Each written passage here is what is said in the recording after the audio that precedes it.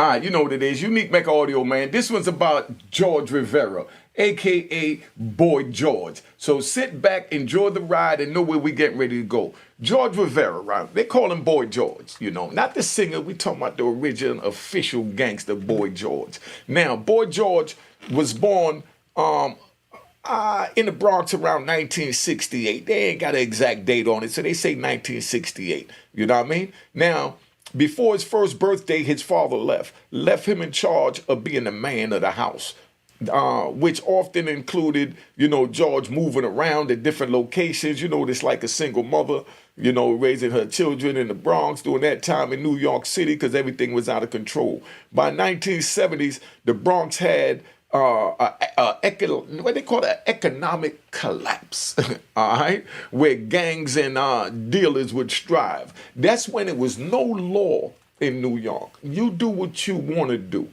You didn't have to worry about being arrested, because if you did, you could buy your way out of it, but that was then. We already know it's not like that now. By the 80s, by the 1980s, the drug trade was off the chart. I mean, off the chart. I mean, you could literally go outside on any block and just start selling drugs.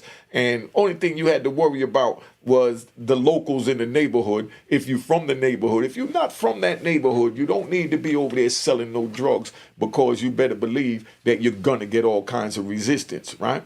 He started hustling with the Torres brothers. But first, you know, one of his friends, Mike, they put him into the hustle game. That's where he first started hustling, doing his thing. And then he met the Torres brothers. He hooked up with the Torres brothers. Big shout out to the Torres brothers, so you could understand.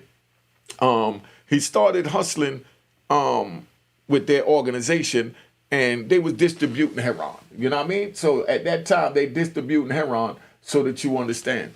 Now, they used the money to purchase properties. They even opened up a $30 million mall in Puerto Rico. A $30 million mall back in the late 80s in Puerto Rico. So you already know what kind of money he was getting. That's Boy George. That picture there is from the yacht that he went on. So I just want to give y'all a little bit about the history so you understand. Now, he had a raffle, right? When he had the yacht trip for his party in 1988. They had a yacht trip, and they was giving out raffle tickets, right? They had raffle tickets that was worth $130,000. So imagine you go to a party, right? And you ain't even got to pay, because they wasn't even charging.